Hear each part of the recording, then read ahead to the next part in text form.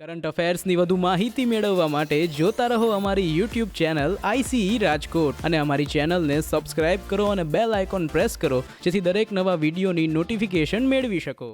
નમસ્તે વિદ્યાર્થી મિત્રો, આઈસીઈના ડિજિટલ લેક્ચરમાં આપનું હાર્દિક સ્વાગત છે. વિદ્યાર્થી મિત્રો, મને આશા છે કે ગઈકાલનો લેક્ચર આપ બધાએ જોયો જ હશે. વિદ્યાર્થી મિત્રો, આપના ઘણા બધા પ્રતિભાવો, સૂચનો અને પ્રશ્નો પણ કમેન્ટ બોક્સમાં અમને મળેલા છે. એ ખાસ ધ્યાન રહે વિદ્યાર્થી મિત્રો, બધા પ્રશ્નોનું નિરાકરણ આ લેક્ચરમાં સમાવવું શક્ય નથી.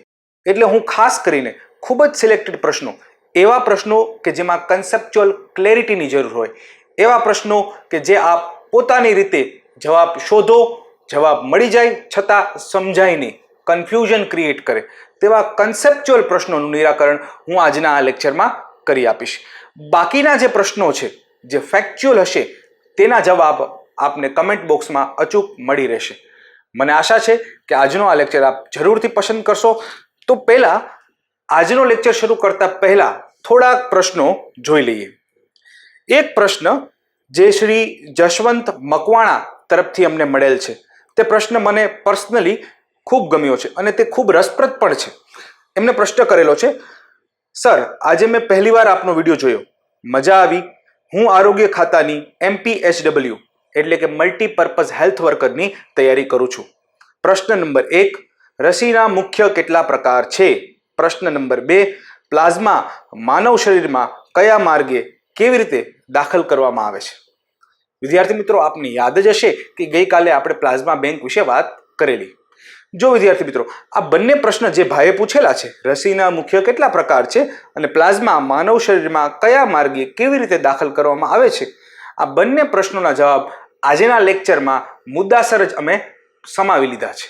એટલે કે હું એને ડિટેલમાં વિસ્તૃત માહિતી આપીશ. ત્યારબાદ બીજો એક પ્રશ્ન અહીં આપેલો છે, જે હું આપને વાંચી સંભળાવું છું. બીજો એક પ્રશ્ન છે, ઇન્સ્ટિટ્યૂટ ઓફ લિવર એન્ડ બાયલરી સાયન્સમાં બાયલરીનો મિનિંગ શું છે? વિદ્યાર્થી મિત્રો, ખૂબ જ સરળ છે. આપ જાણો છો લિવર એટલે શું થાય, બાયલરી એટલે એ વસ્તુ જે પિત્તાશય સાથે સંકળાયેલી હોય, પિત્ત રસ સાથે સંકળાયેલી હોય, એને બાયલરી કહીશું. પિત્તાશયમાંથી જે જ્યુસ નીકળે છે એને બાઇલ જ્યુસ કહેવામાં આવે છે. ખાસ ધ્યાન રહે, હું ફરીથી આપના માટે રિપીટ કરી આપું છું. બાયલરી એટલે કે જે પિત્તાશય સાથે સંકળાયેલું હોય અથવા પિત્ત રસ સાથે સંકળાયેલું હોય. ત્યારબાદ હજુ એક પ્રશ્ન અહીં મળેલ છે, જે હું આપની સાથે ચર્ચવા માંગીશ. આ જે પ્રશ્ન છે, એ પ્રશ્ન એવું કહી રહ્યો છે અને જે આદિત્ય રાજ સિંહ ગોહિલ દ્વારા પૂછાયેલો છે. હું ફરીથી નામ રિપીટ કરી જાઉં છું. શ્રી આદિત્ય રાજ સિંહ ગોહિલ દ્વારા પૂછાયેલો છે. પ્રશ્ન એવું કહી રહ્યું છે કે સર, ડાયગ્નોસ્ટિક ટેસ્ટિંગ અને એન્ટીબોડી ટેસ્ટિંગ વચ્ચે તફાવત શું છે? તો આજે આપણે જોઈ લઈશું કે ડાયગ્નોસ્ટિક ટેસ્ટિંગ જે કોરોના માટે કરવામાં આવે છે અને એન્ટીબોડી ટેસ્ટિંગ જે પણ કોરોના માટે કરવામાં આવે છે, બંને ટેસ્ટ કોરોનાના છે. આ બંને વચ્ચે તફાવત શું છે એ આજના લેક્ચરમાં વિસ્તૃત માહિતી કવર કરી આપવામાં આવેલી છે. અને હાલમાં કયું ટેસ્ટિંગનો ઉપયોગ થાય છે તે પણ આજના લેક્ચરમાં જણાવી દેવામાં આવશે. તો એ ખાસ ધ્યાન રહે વિદ્યાર્થી મિત્રો કે આવા ખૂબ જ મહત્વપૂર્ણ, રસપ્રદ અને પરીક્ષાના દૃષ્ટિકોણથી પણ ઉપયોગી હોય તેવા પ્રશ્નોનો અહીં સમાવેશ કરવામાં આવેલ છે. બાકી ઘણા બધા પ્રશ્નો છે, એનો જવાબ તો અમે કમેન્ટ બોક્સમાં અચૂકથી આપી દઈશું. તો વિદ્યાર્થી મિત્રો, હવે આપનો વધુ સમય ન લેતા આજે આપણે લેક્ચર તરફ આગળ વધીએ. તો આજનો જે કરંટ અફેર્સનો પ્રથમ ટોપિક છે, એ પ્રથમ ટોપિક G4 ફ્લૂ વાયરસ સાથે સંકળાયેલો છે. વિદ્યાર્થી મિત્રો, ખૂબ જ અફસોસની વાત છે કે ચીન, એક રાષ્ટ્ર કે જ્યાંના લોકો સ્વાભાવિક રીતે ખૂબ જ મહેનતુ હશે, આ રાષ્ટ્ર આજકાલ વાયરસના પ્રસાર માટે અને એના ઉદ્ભવ માટે વધુ ને વધુ પંકાઈ રહ્યો છે. આ G4 ફ્લૂ વાયરસ જે છે, એ ખાસ ધ્યાન રહે, આ G4 નામ ઇન્ફ્લુએન્ઝાના નવા સ્વરૂપને આપવામાં આવ્યું છે. જી હા વિદ્યાર્થી મિત્રો, હું આપના માટે ફરી એક વખત કહી આપું છું, G4 ફ્લૂ વાયરસ ઇન્ફ્લુએન્ઝાના નવા સ્વરૂપને આપવામાં આવેલું છે. ઇન્ફ્લુએન્ઝા એટલે આપ જાણતા જશો, જેમાં શરદી, ખાંસી, તાવ વગેરે પ્રકારની બીમારી થઈ શકે છે. તો આ ઇન્ફ્લુએન્ઝાનું એક નવું સ્વરૂપ મળેલું છે, ચીનમાં મળેલું છે. જી હા વિદ્યાર્થી મિત્રો, ઇન્ફ્લુએન્ઝાનું નવું સ્વરૂપ મળેલું છે, ચીનમાં મળેલું છે, જેને G4 ફ્લૂ વાયરસનું નામ આપવામાં આવેલું છે. એ પણ ખાસ ધ્યાન રહે વિદ્યાર્થી મિત્રો, આ G4 ફ્લૂ વાયરસ ક્યાં ફેલાઈ રહ્યો છે? ભૂંડમાં, એટલે કે સ્વાઇનમાં ફેલાઈ રહ્યો છે. એ ખાસ ધ્યાન રહે વિદ્યાર્થી મિત્રો. ફરી આપના માટે એક વખત રિપીટ કરી જાઉં છું, ઇન્ફ્લુએન્ઝાના નવા સ્વરૂપને જે ચીનમાં મળેલો છે, ભૂંડમાં ફેલાઈ રહ્યો છે, તેને G4 ફ્લૂ વાયરસ તેવું નવું નામ આપવામાં આવેલું છે. એ પણ ખાસ ધ્યાન રહે વિદ્યાર્થી મિત્રો, આ જે ઇન્ફ્લુએન્ઝાનું નવું સ્વરૂપ છે, ઘણા બધા વર્ષો પહેલા 2009માં એક ફ્લૂ વાયરસ પેન્ડેમિક તરીકે ફેલાયો હતો, મહામારી તરીકે ફેલાયો હતો. 2009માં એક ફ્લૂ વાયરસ મહામારી તરીકે ફેલાયેલો હતો, જેમાં આજે કોરોના છે તેમ 2009માં એક બીજો વાયરસ ખૂબ મોટી માત્રામાં ફેલાયેલો હતો. એ વાયરસનું નામ હતું H1N1. જી હા વિદ્યાર્થી મિત્રો, H1N1. આ H1N1 જે છે એ વાયરસના નવા સ્વરૂપને હવે શું નામ આપવામાં આવેલું છે? G4. આ H1N1 બીજા નામે ઓળખાતો જે નામ હતું સ્વાઇન ફ્લૂ, એટલે કે ડુક્કરોમાં, ભૂંડોમાં ફેલાતો ફ્લૂ. તો ફરી આપના માટે જણાવી દઉં, H1N1 સ્વાઇન ફ્લૂ બીમારીનું નામ છે, H1N1 વાયરસનું નામ છે. જે 2009માં ફેલાયેલી હતી એ બીમારીને સ્વાઇન ફ્લૂ કહીશું. સ્વાઇન ફ્લૂ ફેલાવનાર વાયરસનું નામ H1N1 છે. હાલમાં ચીન ખાતે ભૂંડોમાં H1N1 નું જે નવું સ્વરૂપ મળેલ છે એને જ G4 વાયરસ તરીકે ઓળખવામાં આવે છે.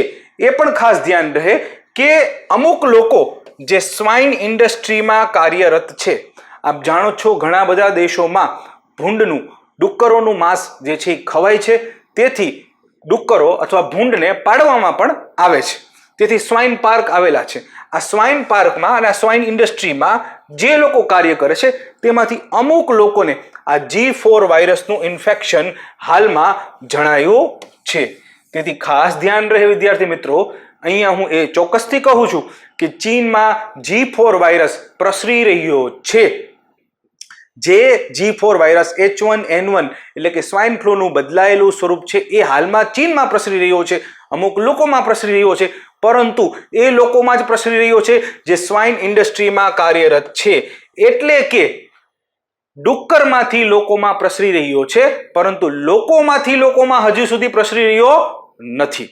જી હા, ફરીથી કહી દઉં, હ્યુમન ટુ હ્યુમન ટ્રાન્સમિશન હજી થઈ રહ્યું નથી, સ્વાઇન ટુ હ્યુમન જ થઈ રહ્યું છે. મતલબ જે ડુક્કરની એકદમ નજીકમાં કાર્ય કરે છે એને જ થાય છે, એ વ્યક્તિમાંથી બીજા વ્યક્તિને હજી સુધી થયો નથી. પરંતુ વર્લ્ડ હેલ્થ ઓર્ગેનાઇઝેશન દ્વારા, જી હા વિદ્યાર્થી મિત્રો, WHO દ્વારા પેન્ડેમિક, નવી મહામારીની જે છે સંભાવના દર્શાવાઈ રહી છે. કયા વાયરસને લઈને? G4 વાયરસને લઈને. ફરીથી આપના માટે જણાવી દઉં, નવા વાયરસને લઈને, નવી મહામારીની, જેમ કોરોના મહામારી તો ફેલાઈ રહી છે એવી રીતે નવા વાયરસને લઈને નવી મહામારીની સંભાવના દર્શાવાઈ છે.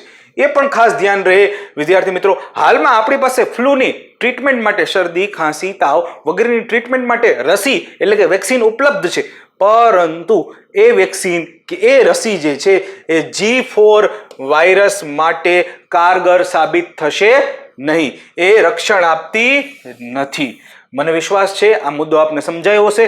આપના માટે એક વખત ફરી રિપીટ કરી જાઉં છું, નવો G4 ફ્લૂ વાયરસ જે H1N1 નું બદલાયેલું સ્વરૂપ છે, H1N1 વાયરસ હતો જે સ્વાઇન ફ્લૂના પ્રસાર માટે 2009માં કારણગત હતો.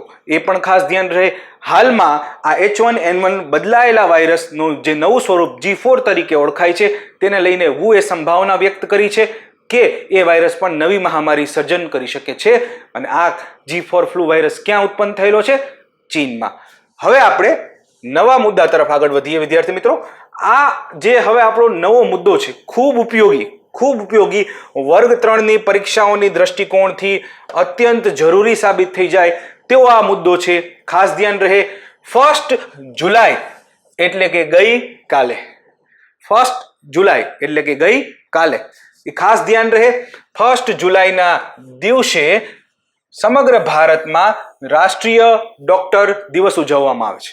જ્યાં વિદ્યાર્થી મિત્રો 1 જુલાઈના દિવસે સમગ્ર ભારતમાં રાષ્ટ્રીય ડોક્ટર દિવસ ઉજવવામાં આવે છે. ખાસ ધ્યાન રહે, આ દિવસની ઉજવણી ડોક્ટર બિધાનચંદ્ર રોય ફરીથી આપના માટે નામ રિપીટ કરી આપું છું. ડોક્ટર બિધાનચંદ્ર રોય ને બિરદાવવા માટે કરવામાં આવે છે.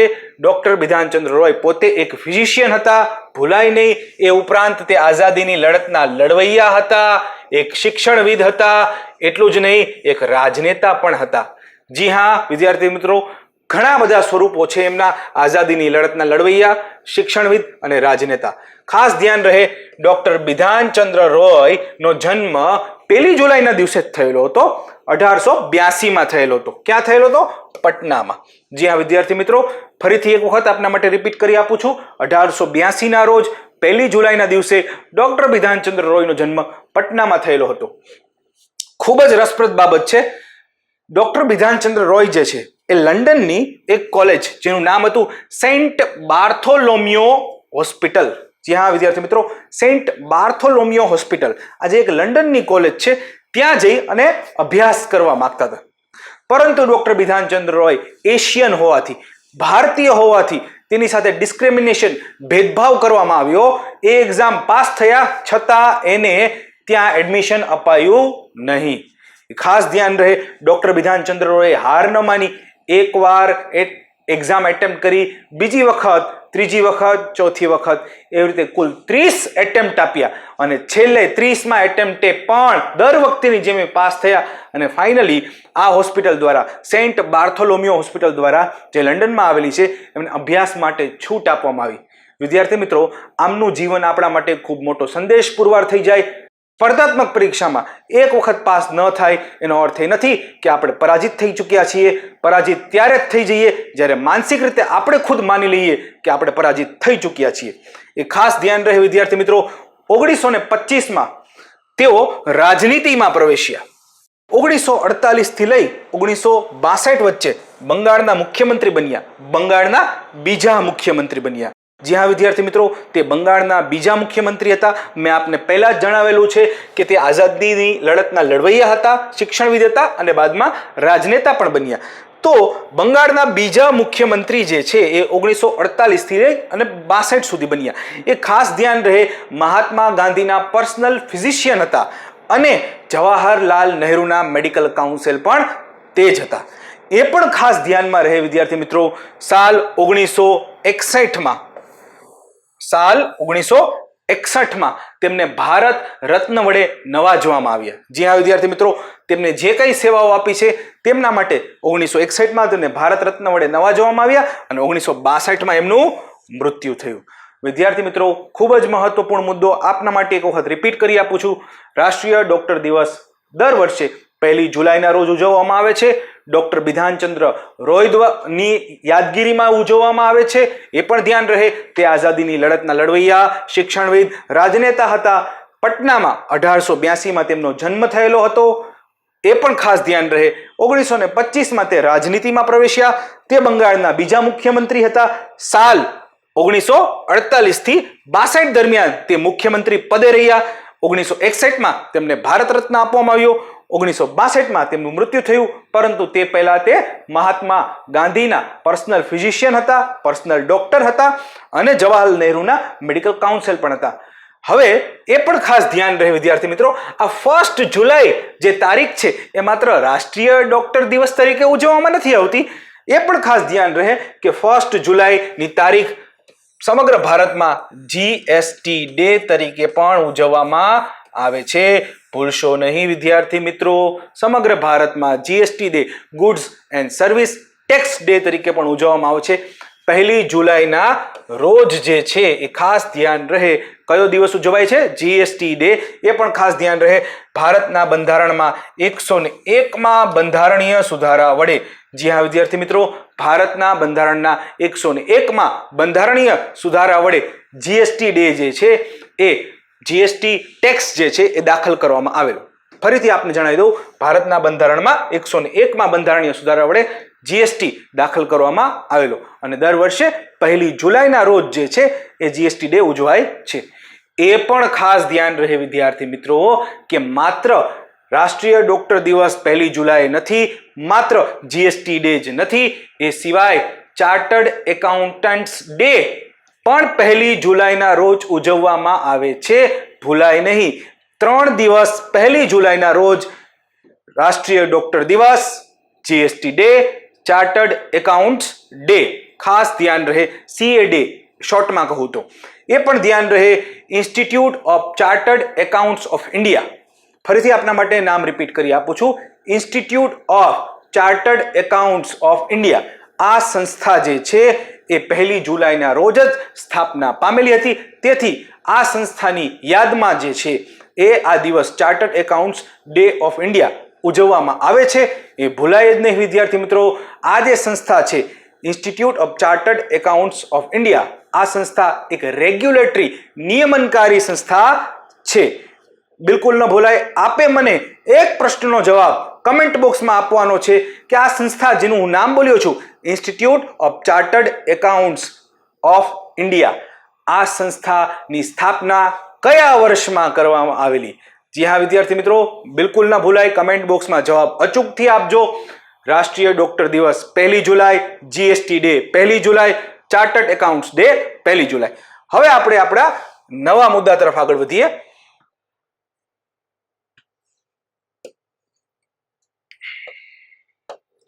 કમેન્ટ બોક્સમાં જ એક વિદ્યાર્થીએ મને પ્રશ્ન પૂછેલો છે કે પ્લેટિના એટલે શું?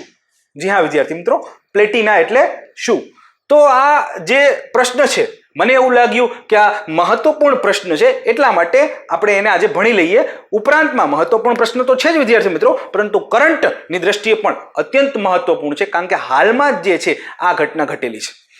ધ્યાન રહે, હાલમાં વિશ્વનો સૌથી મોટો કન્વેલેસન્ટ પ્લાઝમા થેરપી ટ્રાયલ કમ ટ્રીટમેન્ટ પ્રોજેક્ટ શરૂ કરવામાં આવ્યો. જી હા વિદ્યાર્થી મિત્રો, ફરીથી નામ થોડું અટપટું ટંગ ટ્વિસ્ટર વાળું છે, હું બોલી આપું છું. વિશ્વનો સૌથી મોટો કન્વેલેસન્ટ પ્લાઝમા થેરપી ટ્રાયલ કમ ટ્રીટમેન્ટ પ્રોજેક્ટ, કન્વેલેસન્ટ પ્લાઝમા થેરપી, ખાસ ધ્યાન રહે, એના માટેનો પ્રોજેક્ટ છે આ કન્વેલેસન્ટ પ્લાઝમા થેરપી. ગઈકાલના લેક્ચરમાં પ્લાઝમા બેંક વિશે આપણે ભણેલા હતા, તેને થોડુંક સંલગ્ન છે, આપણે જોઈએ આગળ કે શું છે. તો સૌથી મોટો કન્વેલેસન્ટ પ્લાઝમા પ્રોજેક્ટ જે છે, થેરપી માટેનો પ્રોજેક્ટ જે છે, એ ક્યાં ઘડવામાં આવ્યો? મહારાષ્ટ્રમાં. અને મહારાષ્ટ્રના મુખ્યમંત્રી ઉદ્ધવ બાલાસાહેબ ઠાકરે વડે તેને લોન્ચ કરવામાં આવ્યો. જી હા વિદ્યાર્થી મિત્રો, ફરીથી વિશ્વનો સૌથી મોટો કન્વેલેસન્ટ પ્લાઝમા થેરપી પ્રોજેક્ટ ક્યાં લોન્ચ કરવામાં આવ્યો? કયા રાજ્યમાં? મહારાષ્ટ્રમાં. પરીક્ષાના દ્રષ્ટિકોણથી ઉપયોગી. ક્યાં લોન્ચ કરવામાં આવ્યો? મહારાષ્ટ્રમાં. કોના વડે?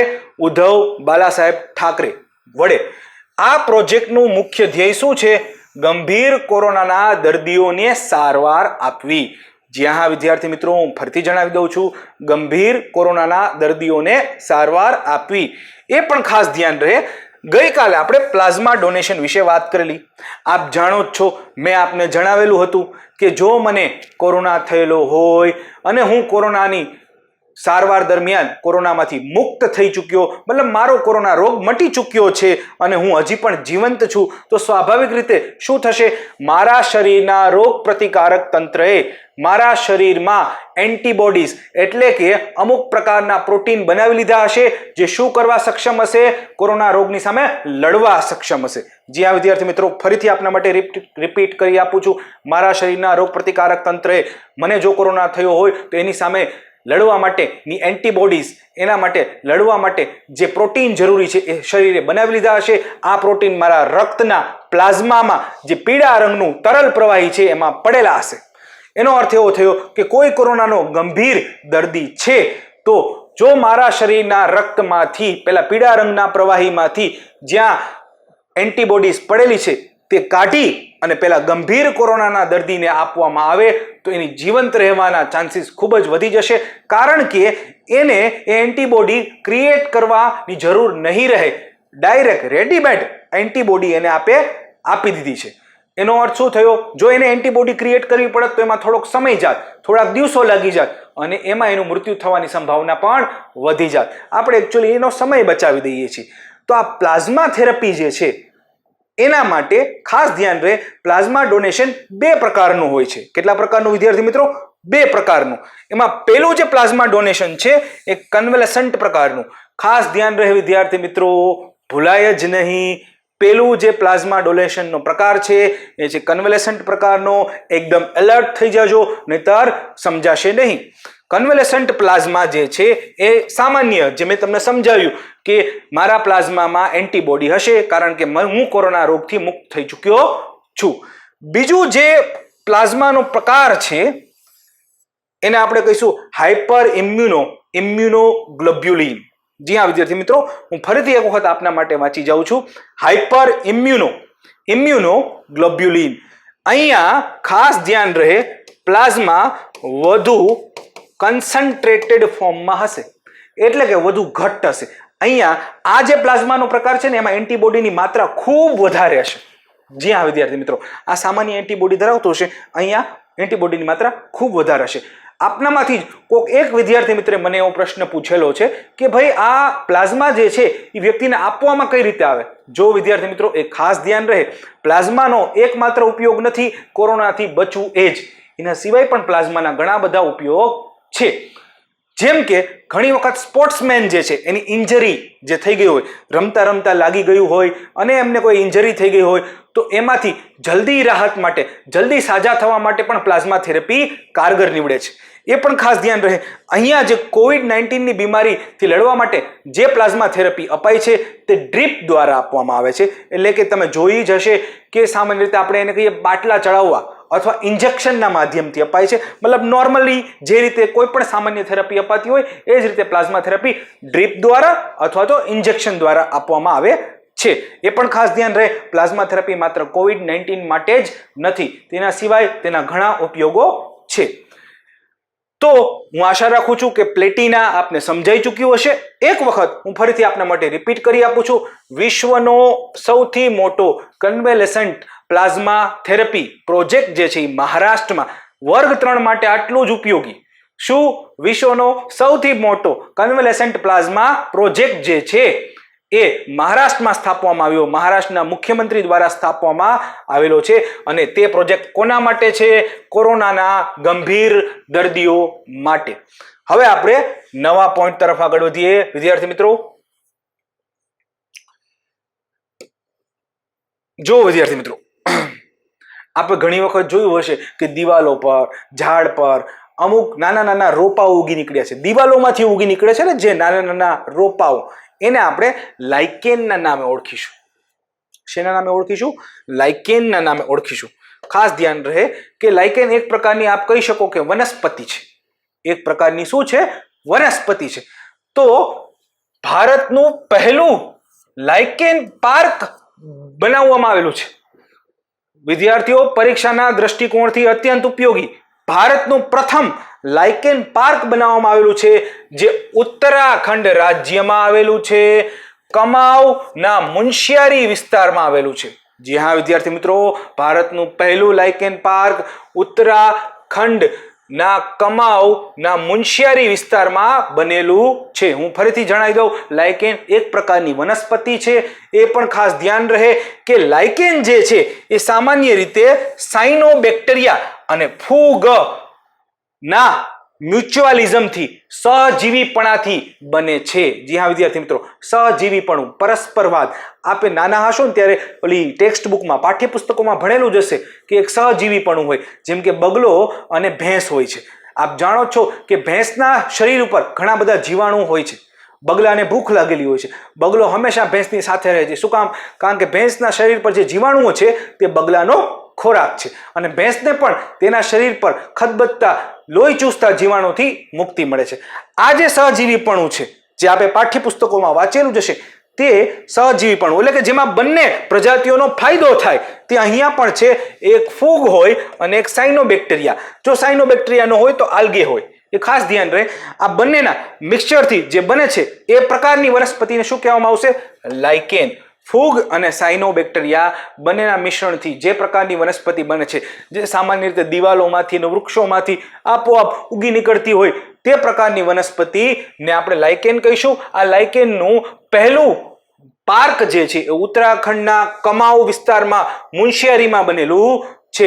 એ ખાસ ધ્યાન રહે કે લાઇકેન જે હોય છે એક પ્રકારના બાયો ઇન્ડિકેટર છે. એટલે કે જો પ્રદૂષણની માત્રા વધી જશે તો સૌથી પહેલા ખબર ક્યાંથી પડશે? આ લાઇકેનની પ્રજાતિની સંખ્યા આપોઆપ ઘટી જશે. એટલે જો આપણને ખબર પડે કે જો લાઇકેનની પ્રજાતિની સંખ્યા ઘટી ગઈ છે, એનો અર્થ એવો સમજવો કે પ્રદૂષણ વધી ચૂક્યું છે. મતલબ ઇન્ડિકેટ કરે છે, જૈવિક ઇન્ડિકેટર છે. એ ખાસ ધ્યાન રહે. લાઇકેન પ્રજાતિ ખૂબ જ સંવેદનશીલ હોય છે, હિમાલયના વિસ્તારોમાં ભયજનક પરિસ્થિતિમાં રહે છે. વર્ગ 3ના દ્રષ્ટિકોણથી ખાસ ધ્યાન રહે. ભારતનું પહેલું લાઇકેન પાર્ક ક્યાં આવ્યું? એક જ જગ્યાએ, કમાવ મુનસ્યારી. આ વિસ્તાર ક્યાં આવેલો છે? ઉત્તરાખંડમાં. ભૂલાય જ નહીં વિદ્યાર્થી મિત્રો. નેક્સ્ટ ટોપિક તરફ આગળ વધીએ. હા, મેં આપને જણાવેલું હતું કે રસીના કેટલા પ્રકાર છે. ધ્યાન રહે, કોવિડ-19ની બીમારી, કોરોનાની બીમારી કરંટ અફેરમાં ખૂબ જ મુખ્ય છે. એ પણ ખાસ ધ્યાન રહે કે મેં તમને જણાવેલું છે કે કોવેક્સિન નામની એક વેક્સિન વિકસાવવામાં આવેલી હતી ભારત બાયોટેક અને ICMR દ્વારા. તો આ કોવેક્સિન વિશે મેં આપને કહેલું કે એક પ્રકારની ઇનએક્ટિવેટેડ વેક્સિન છે. જ્યાં વિદ્યાર્થી મિત્રો કેવી વેક્સિન છે? ઇનએક્ટિવેટેડ વેક્સિન છે. તો આ વેક્સિન જે છે એ અનેક પ્રકારની હોય. એવું ન હોય કે એક જ પદ્ધતિથી, એક જ પ્રકારની રીતથી, એક જ પ્રકારની શૈલીથી બધી જ વેક્સિન બને. બધી વેક્સિન માટે અલગ અલગ પદ્ધતિઓનો ઉપયોગ થાય છે. તો એવા રસીના કેટલા પ્રકાર છે તે અહીં વર્ણવેલા છે. ખાસ ધ્યાન રહે, પરીક્ષાના પર્સ્પેક્ટિવથી અત્યંત ઉપયોગી. હું આપના માટે એક વખત સમજાવી આપું છું, ધ્યાન આપજો. રસીનો જે પહેલો પ્રકાર છે એને આપણે કહીશું લાઈવ એટેન્યુએટેડ વેક્સિન. જી હા વિદ્યાર્થી મિત્રો, લાઈવ એટેન્યુએટેડ વેક્સિન. જીવંત માઇક્રોબ એટલે વાયરસ જે હોય છે એને નબળા પાડી દેવામાં આવે.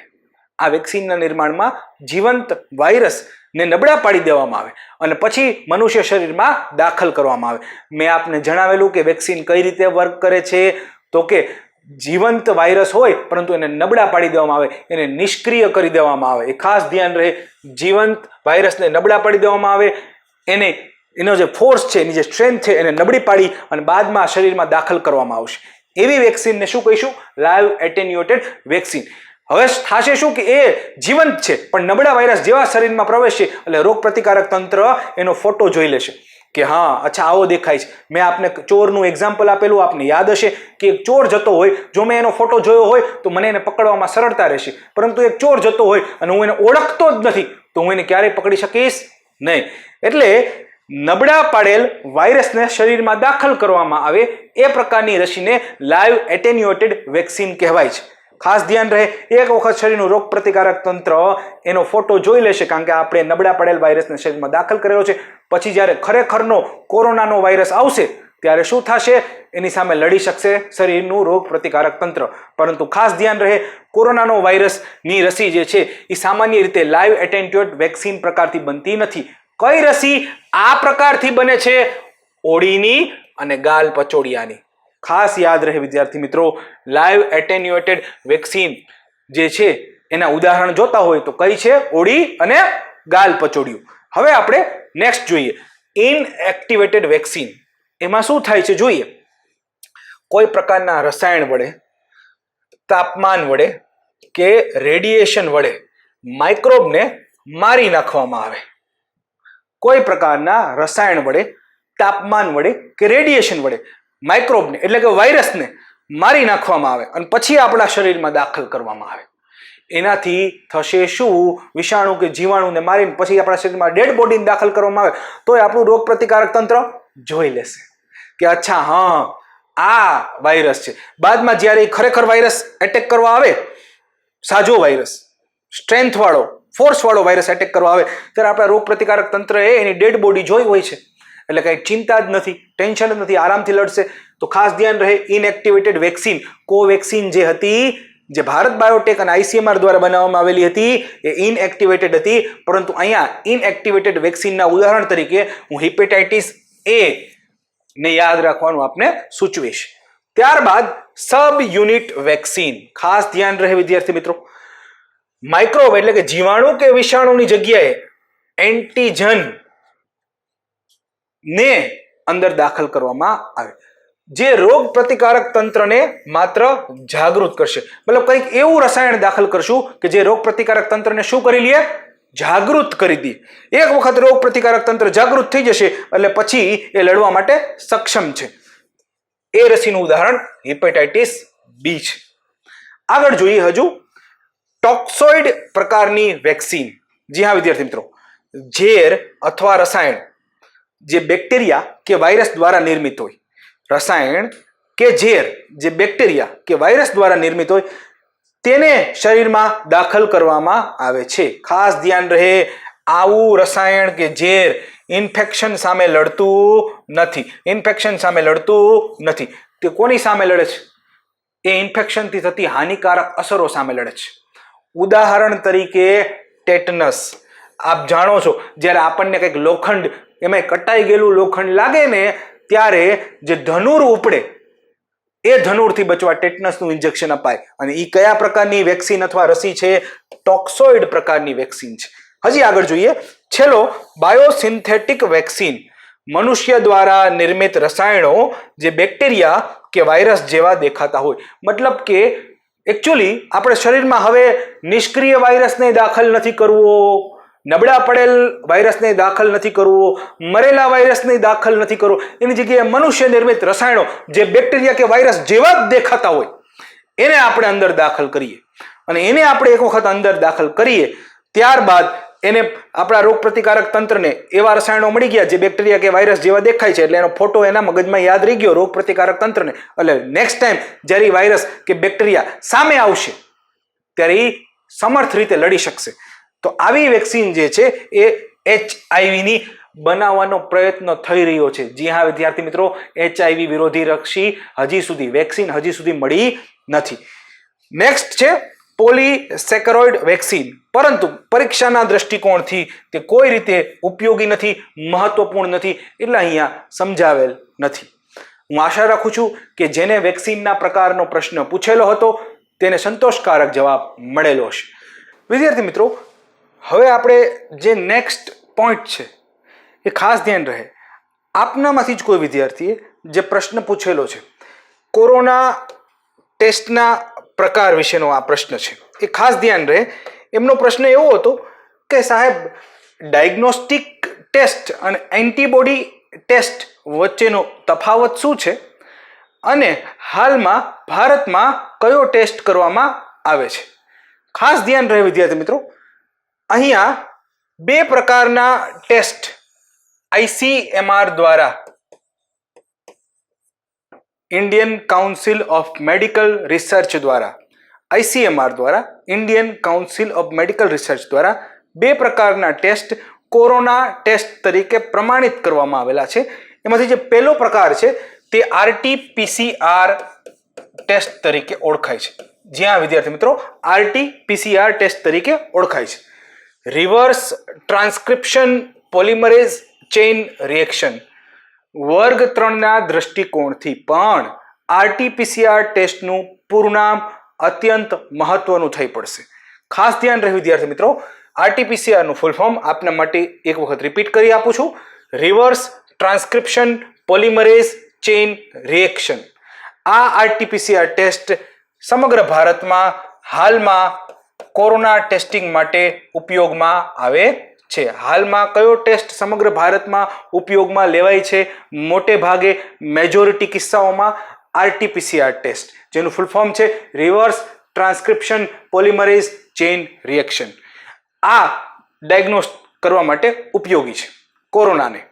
બીજો ટેસ્ટ જે એન્ટીબોડી ટેસ્ટ તરીકે ઓળખાય છે, એન્ટીબોડી ટેસ્ટ, સામાન્ય ભાષામાં એન્ટીબોડી ટેસ્ટ કહેવાય છે. ખાસ ધ્યાન રહે વિદ્યાર્થી મિત્રો. અને એ ટેસ્ટનું નામ છે એલિસા ટેસ્ટ. એનું પણ એક ફૂલ ફોર્મ છે, પરીક્ષાના દ્રષ્ટિકોણથી એ પણ ઉપયોગી છે. આપને યાદ હશે કે જ્યારે મેં પહેલી વેનની વાત કરેલી AMTZ દ્વારા, આંધ્રપ્રદેશ મેડ ટેક ઝોન લિમિટેડ દ્વારા કોરોના ટેસ્ટિંગ માટે એક વેનની રચના કરવામાં આવેલી હતી, iLab, ઇન્ફેક્શિયસ ડિસીઝ લેબ, ત્યારે પણ મેં કહેલું કે એ વેન એલિસા ટેસ્ટ પણ કરી શકશે અને RT-PCR ટેસ્ટ પણ કરી શકશે.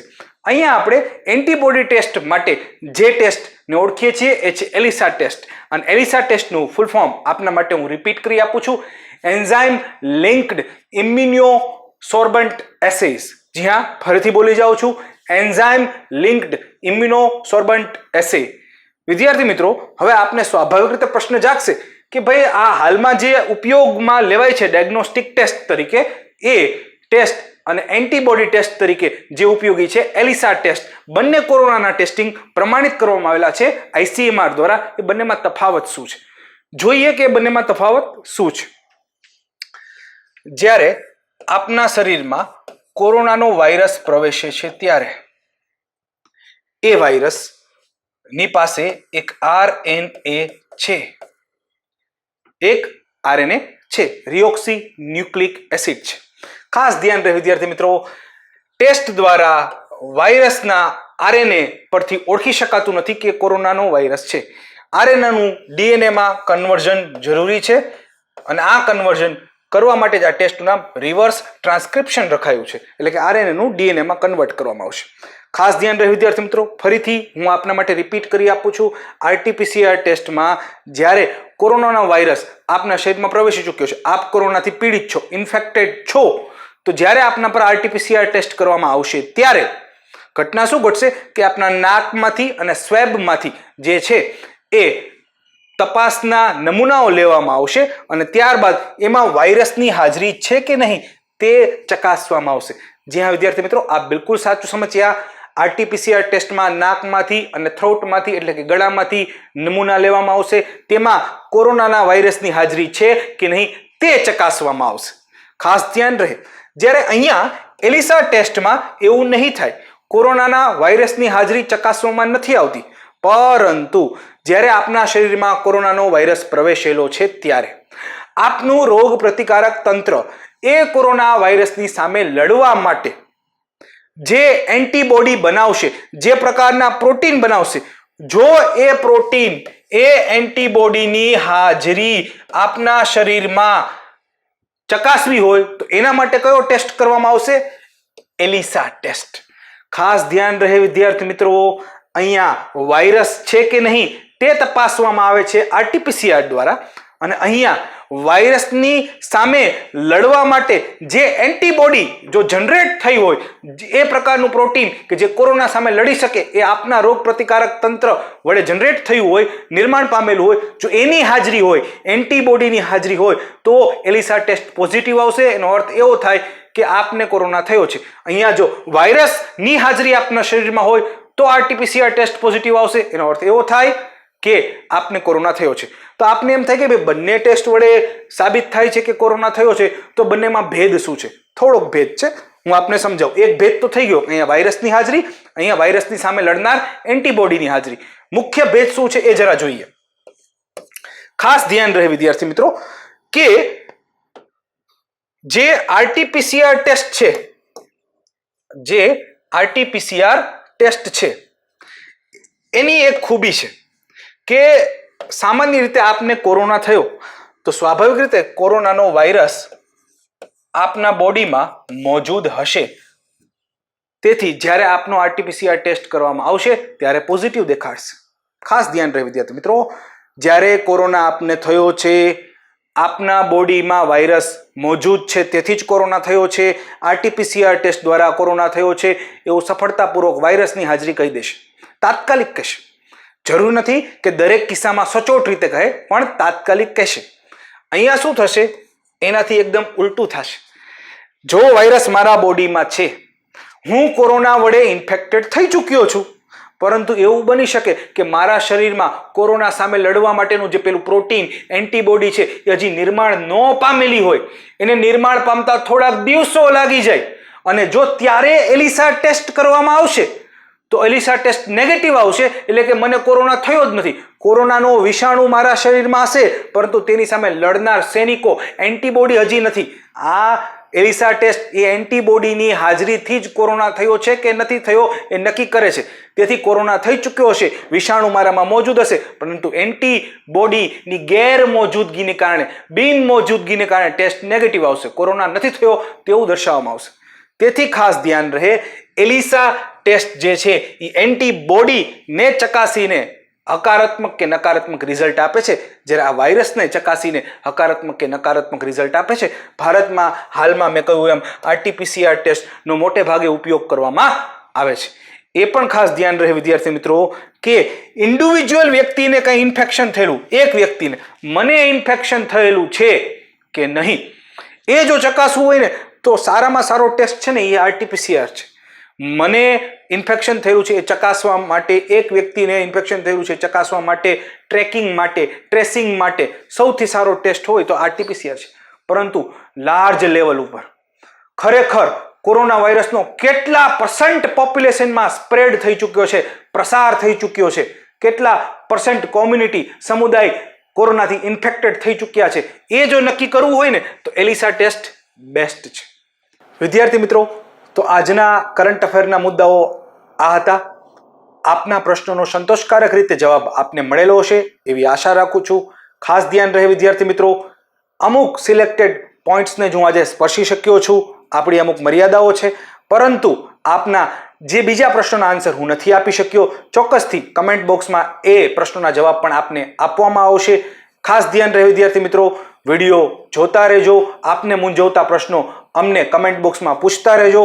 નેક્સ્ટ લેક્ચરમાં પણ આપના આ પ્રશ્નોનું નિરાકરણ અમે ચોક્કસથી કરીશું. Thank you very much.